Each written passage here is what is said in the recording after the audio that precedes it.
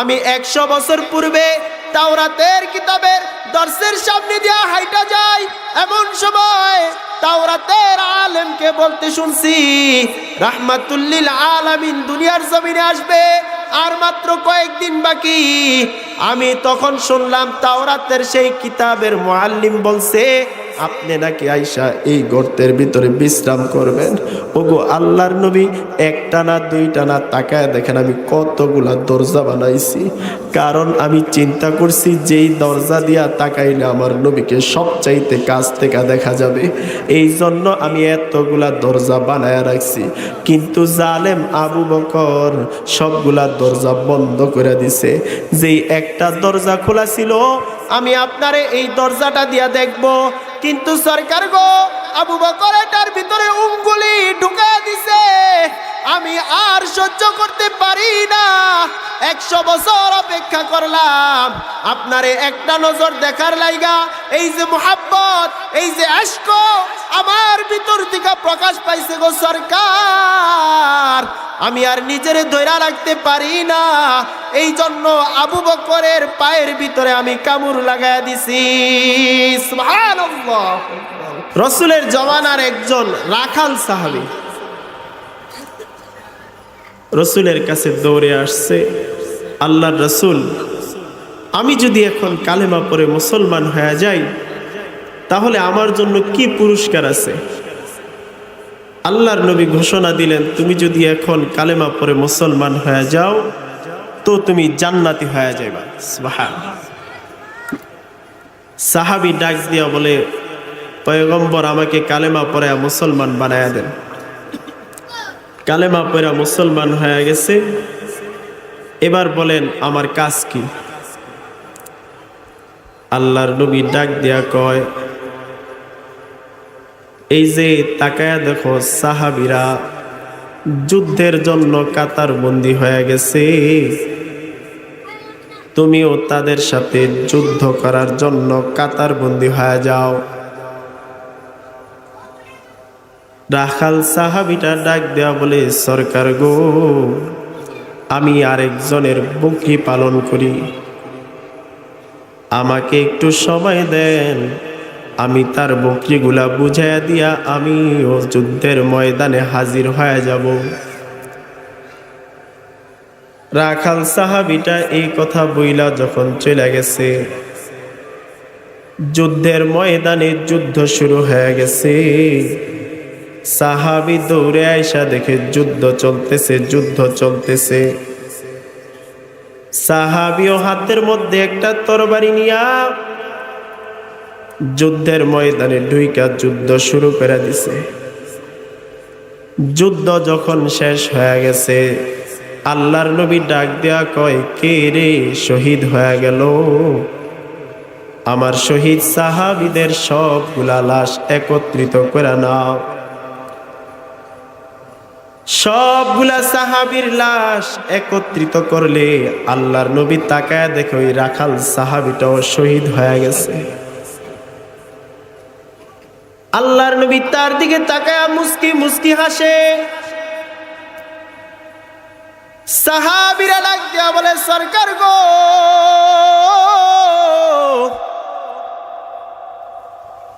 আপনার এই সাহাবী শহীদ হয়ে গেল, আপনি কেন তার দিকে এইভাবে তাকায় মুস্কি হাসেন? আল্লাহর নবী ডাক দেয়া কয়, লা সামা ওয়ালা সালাতা।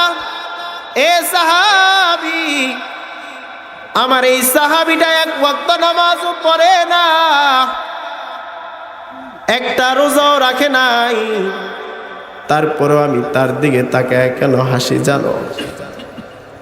কারণ হইল আমি দেখতেছি জান্নাতের সব ফেরেশতারা তাকে নিয়ে টানা হেসরা করতেছে, কার আগে কে তারে টাইনা জান্নাতের মধ্যে ঢুকায়া দিবে। শুধু তা না, জিবরাইল আইসা আমার কাছে সংবাদ জানায় দিছে, সরকার গো, আপনি শুধু তার চেহারা দেখে হাসেন তা না, বরং আসমানে দহিকা রব্বুনা আলা রাজুলি এখন শহীদ হয়ে গেছে, তার উপরে সন্তুষ্ট হইয়া স্বয়ং আল্লাহ পর্যন্ত আসমানে হাসে। সুবহানাল্লাহ। তাইলে এই যে আল্লাহর রাসূলের জমানায় একজন সাহাবী এক ওয়াক্ত নামাজও পড়ে নাই, একটা রোজাও রাখে নাই, তারপরেও আল্লাহ তাআলা তারে জান্নাতে দিয়ে দিছে। যদি তাবেঈনদের জমানার দিকে তাকাই, তাহলে তাবেঈনদের জমানার মধ্যে যদি সবচাইতে বড় আমল করেনেওয়ালা হয়, তারপরেও কিন্তু আহলে সুন্নত ওয়াল জামাতের আকীদা হলো ওই নামাজ না পড়নেওয়ালা সাহাবীর মতো কিন্তু কেউ হতে পারবে না।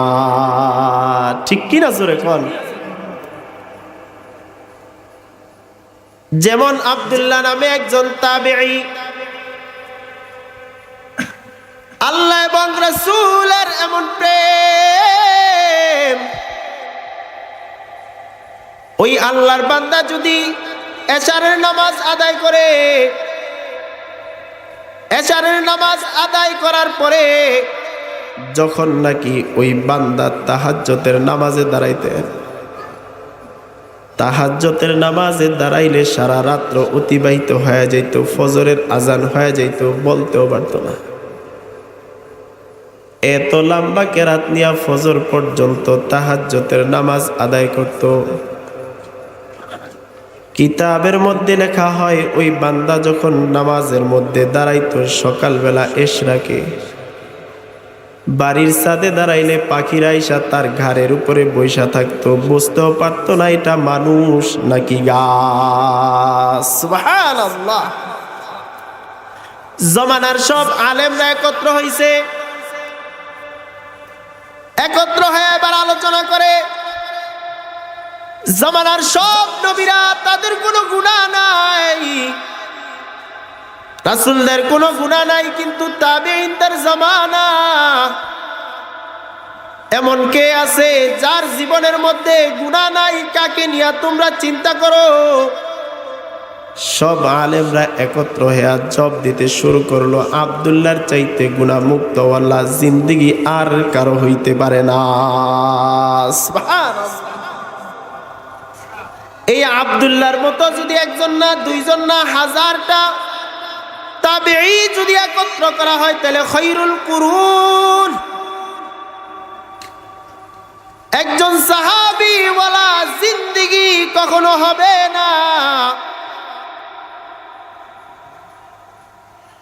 এই যে রাখাল সাহাবী রাসূলের সাথে সামান্য একটু মুহাব্বতের কারণে আল্লাহর নবী ডাক দেয়া বলে, আসহাবু কান নুজুম, আমার সাহাবীরা হলো আসমানের মধ্যে যেই তারকা দেখা যায়, তারকারাজি যেমন আসমানের উপরে ঝলমল ঝলমল করে জ্বলে, আমার সাহাবীরাও জমিনের উপরে যেন এইভাবে মানুষদের মধ্যে এক একটা সাহাবী তারকার মতো জ্বলা ওঠে। সুবহানাল্লাহ। এক একটা সাহাবীর তত দাম, আর যার জিন্দেগিটা সবচাইতে বেশি রাসূলের জীবনের সাথে মিলছে, তার দাম কত বেশি হইতে পারে? যেমন সাহাবীদের ভিতরে আবু বকর। আবু বকর এমন একজন সাহাবী, যেই সাহাবীর মৃত্যুর পরে জান্নাতের 8 দরজা খুলা দিয়া জান্নাতি দরজাগুলা ডাকতে থাকবে, আবু বকর আমার ভিতরে ঢুকেন, আমার ভিতরে ঢুকেন, আমার ভিতরে ঢুকেন। এত দামি আবু বকর। এ বাবা, আবু বকর কেন এত দাম? আল্লাহ তাআলা আবু বকরকে কেন এত দামি করে বানাইছে? আবু বকরের জিন্দেগির সবচাইতে দামি রাত্র হলো হিজরতের রাত। হিজরতের রাতের ইতিহাস লিখতে গিয়া যে সিরাত লেখে সেও কান্না করে, যে সিরাত পড়ে সেও কান্না করে। আবু বকরের হিজরতের রাতের এমন করুণ কাহিনী। আবু বকরের সাথে একদিন আলী ডাক দেয়া বলে, আলী আবু বকরকে কয়, আবু বকর আমার জিন্দেগির গোটা আমল তোমারে দিয়া দিলাম, তুমি শুধু হিজরতের রাতের আমলটুকু আমাকে দিয়া দিও আবু বকর। আবু বকর ডাইকা বলে, আলী রে, আমার জিন্দেগিতে কোনো আমল নাই, আমার জিন্দেগির আমল শুধু হলো আমার হিজরতের রাতের আমল। এইটা যদি আমি তোমারে দিয়া দেই তাইলে আমি কি নিয়া আল্লাহর সামনে দাঁড়াবো? আলী রে, আমার তো দাঁড়াইবার মতো আর কোনো সম্বল নাই। তাইলে হিজরতের রাতে আবু বকর কি এমন কাজ করেছেন? আবু বকর কেমন আবু বকর যে আবু বকরের ব্যাপারে আল্লাহর নবী বলে, বাবা আদম থেকে নিয়া আমি পর্যন্ত সব নবীদের সাহাবী আছে, কিন্তু কোন নবীর আবু বকর নাই, একমাত্র আমার আবু বকর আছে। সুবহানাল্লাহ, কোন নবীর আবু বকর নাই, শুধু আমার আবু বকর আছে। আবু বকর এত দামি কেন হলেন? একটাই শুধু কারণ, যে আবু বকর গোটা জিন্দেগিটাকে রাসূলের সাথে মিলায় আনিস। রাসূল যেমনে হাঁটছে আবু বকর এমনি হাঁটছে, রাসূল যেভাবে কথা বলছে আবু বকর এইভাবে কথা বলছে, রাসূল যেভাবে চলছে আবু বকর এইভাবে চলছে। এজন্য সরকার বলে, মান আহাব্বা সুন্নতি, মান আহাব্বা সুন্নতি ফাকাদ আহাব্বানি ওয়া মান আহাব্বানি কানা মাই ফিল জান্নাহ। সরকার বলে, যার জিন্দেগিটা হবে আমি সরকারের সুন্নাহ মোতাবেক, সে যেন আমাকে মোহাব্বত করনেওয়ালা হয়ে যায়। আর যে আমাকে মোহাব্বত করনেওয়ালা হয়, আমি রাসূল তার দায়িত্ব নিয়ে নিজে জান্নাতে নিয়ে যাব। সুবহানাল্লাহ।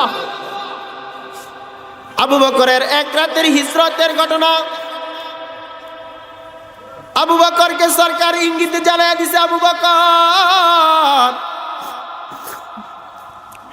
আপনাকে নিয়ে আমি পয়গম্বর হিজরতে রওনা হব। ইঙ্গিত দিয়া আল্লাহর নবী বইলা দিলে আবু বকর বাড়িতে চলে যায়। একদিন না, 2 দিন না, 6 মাস অতিবাহিত হয়ে গেছে। একদিন গভীর রাতে আবু বকরের বাড়িতে যায়া সরকার দরজার সামনে দাঁড়ায়া একটা টোকা দিয়া সালাম দিয়া বলে, আবু বকর আছেন নাকি? এই কথা বলা মাত্র আবু বকর দরজা খুইলা সরকারের সামনে দাঁড়ায় গেছে। সরকার ডাক দিয়া বলে, আবু বকর, আপনি কি রাতের বেলা ঘুমান না? আবু বকর বলে, সরকার গো, আপনি যেই দিন আমাকে বলছেন আপনার রাতের হিজরতের সাথী হব আমি, ওই দিন থেকে আমি আবু বকর আজও পর্যন্ত ঘুমাই না। কারণ আমি আবু বকর যদি ঘুমায় যাই আর আপনি আইসা যদি ডাক দিয়ে আমি আবু বকরকে না পান, তাইলে আপনি কষ্ট পাবেন। এই জন্য আমি আবু বকর এখনো পর্যন্ত ঘুমাই না। ওগো সরকার, শুধু আমি ঘুমাই না, এই যে তাকায় দেখেন আমার ছোট্ট কন্যা আসমা রাতের বেলা হলে ঘুমায় না। প্রতি রাইতে আপনার জন্য রাস্তা বানায় অপেক্ষা করতে থাকে। এই কথা বইলা সরকারের সঙ্গে আবু বকর হাঁটতে শুরু করছে। সরকারের 2 জাহাজ সামনের দিকে হাঁটে। সিরাত লেখে, সরকার এই দিনের রাত্রিতে পুরা 5 জমিনের সাথে লাগায় হাঁটতে পারে না। পায়ের বিদ্যা আঙ্গুলাগুলা জমিনের সাথে লাগায় লাগায় হাঁটছে। হাঁটার কারণে সরকারের পায়ের আঙ্গুলিগুলো আবু বকর দেখা সরকারকে ডাক দিয়া বলে, ওগো মুহাম্মাদুর রাসূলুল্লাহ সাল্লাল্লাহু আলাইহি ওয়াসাল্লাম, আপনার পা ফাইটা রক্তগুলা জমিনে পড়ে। সরকার গো, আপনি একটু দাঁড়ায় যান। সরকার দাঁড়ায় গেলে আবু বকরের নিজের কাপড়টা টান মেরা ছিঁড়া সরকারের পায়ের আঙ্গুলিগুলা বাইন্ধা দিছে। এবার আল্লাহর নবী সামনের দিকে হাঁটতে শুরু করছে। হাঁটতে হাঁটতে যখন সুর পাহাড়ের নিচে গিয়া দাঁড়ায় গেছে, আল্লাহর নবী ডাক দিয়া বলে, আবু বকর, আল্লাহ তাআলার নির্দেশ, এই যে সুর পাহাড় দেখো, এই সুর পাহাড়ের উপরে উঠা গারে সুরের মধ্যে বিশ্রাম করব। আবু বকর উপরের দিকে উঠতে হবে।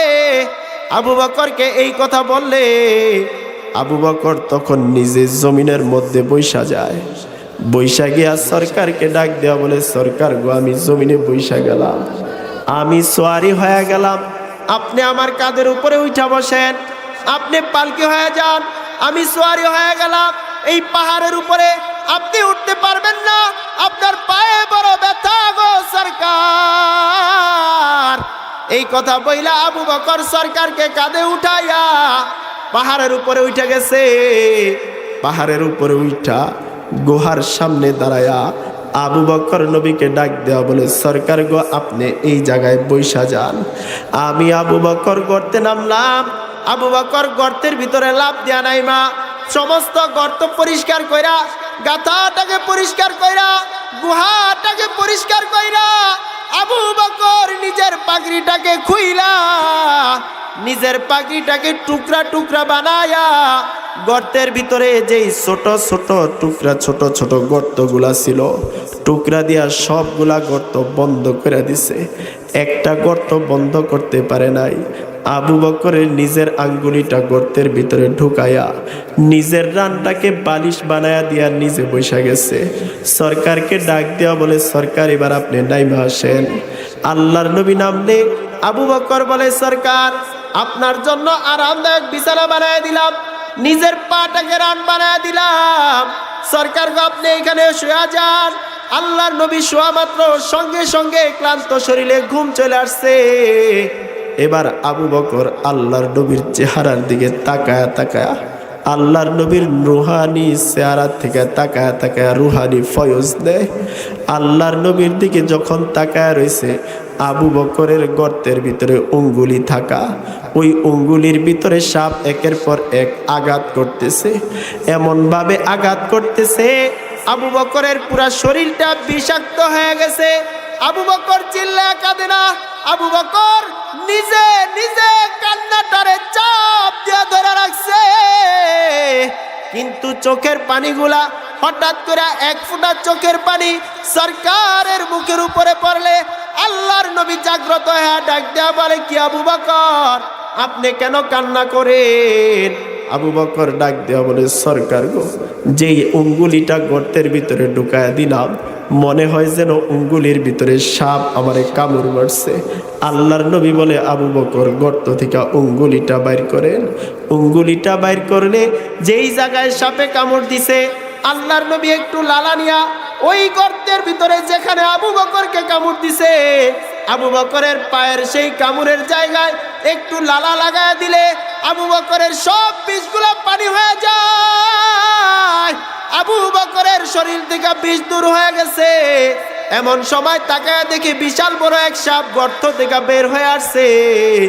আল্লাহর নবী ডাক দিয়া ধমক দিয়া বলতেছে, এরে জালেম, তুই কেন আমার আবু বকরের কামড় দিলি? এই কথা বলা মাত্র সাপ ডাক দিয়া বলে, সরকার গো, আমি একদিন না, 2 দিন না, আমি 100 বছর পূর্বে তাওরাতের কিতাবের দর্শের সামনে দিয়া হাইটা যাই, এমন সময় তাওরাতের আলেমকে বলতে শুনছি রাহমাতুল লিল আলামিন দুনিয়ার জমিনে আসবে, আর মাত্র কয়েকদিন বাকি। আমি তখন শুনলাম তাওরাতের সেই কিতাবের মুআল্লিম বলছে, আপনি নাকি আইসা এই গর্তের ভিতরে বিশ্রাম করবেন। ওগো আল্লাহর নবী, একটা না 2টা না, তাকায় দেখেন আমি কতগুলা দরজা বানাইছি। কারণ আমি চিন্তা করছি যেই দরজা দিয়া তাকাইলে আমার নবীকে সবচাইতে কাছ থেকে দেখা যাবে, এই জন্য আমি এতগুলা দরজা বানায় রাখছি। কিন্তু জালেম আবু বকর সবগুলা দরজা বন্ধ করে দিছে। যেই একটা দরজা খোলা ছিল, আমি আপনারে এই দরজাটা দিয়া দেখব, কিন্তু সরকার গো, আবু বকর এটার ভিতরে উঙ্গুলি ঢুকায় দিছে। আমি আর সহ্য করতে পারি না। 100 বছর অপেক্ষা করলাম আপনারে একটা নজর দেখার লাইগা। এই যে মোহাব্বত, এই যে আশক আমার ভিতর থেকে প্রকাশ পাইছে গো সরকার, আমি আর নিজেরে ধইরা রাখতে পারি না। এই জন্য আবু বকরের পায়ের ভিতরে আমি কামড় লাগায়া দিছি। সুবহানাল্লাহ। এই যে গর্তের উপরে কিন্তু কবুতরে বাসা বানাইছে, এই গর্তের উপরে কিন্তু মাকড়সাও বাসা বানাইছে। এই জন্য কিতাবের মধ্যে লেখা যায়, কিতাবের মধ্যে লেখা হয় যে আবু বকর যেরম রসুলের প্রতি মোহাব্বত দেখাইছে, তেমনি করে সাপও রসুলের প্রতি মোহাব্বত দেখাইছে, তেমনি কইরা মাকড়সাও রাসূলের প্রতি মোহাব্বত দেখাইছে।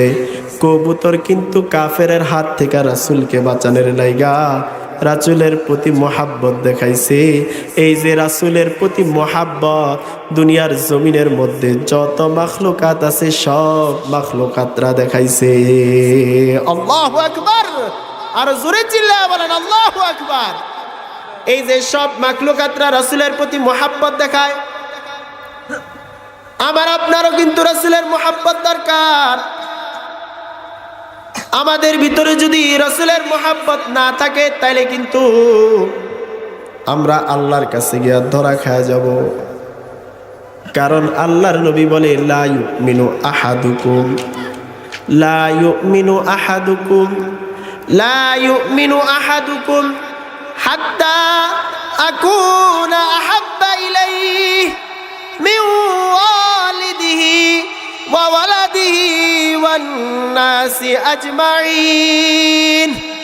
আল্লাহর নবী বলে দুনিয়ার মধ্যে তোমার যা কিছু আছে সব চাইতে বেশি মোহাব্বত করবা একমাত্র নবীকে।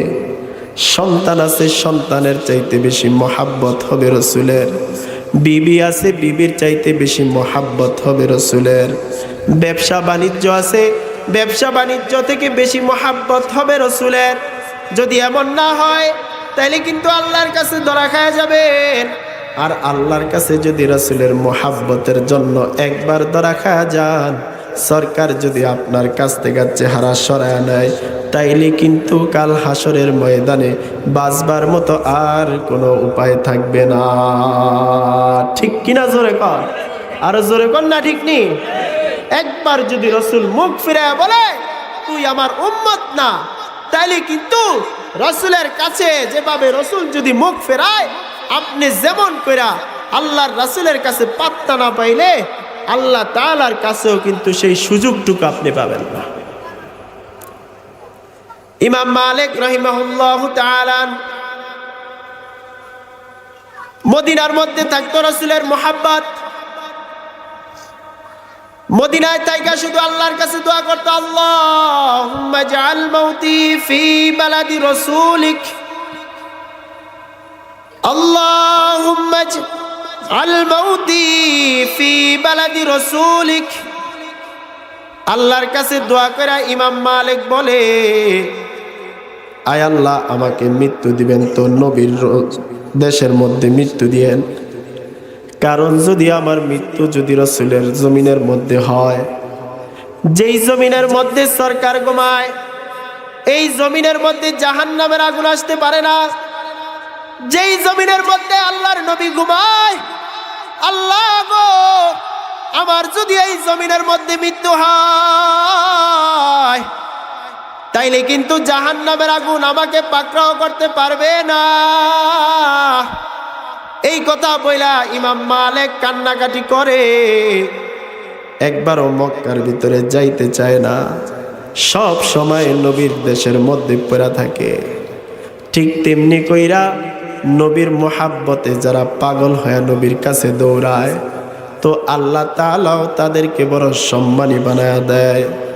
খায়রুল কুরুন সুম্মা আল্লাযীনা ইয়ালুনাহুম, তারপরের জামানা হইল তাবিঈনের জামানা।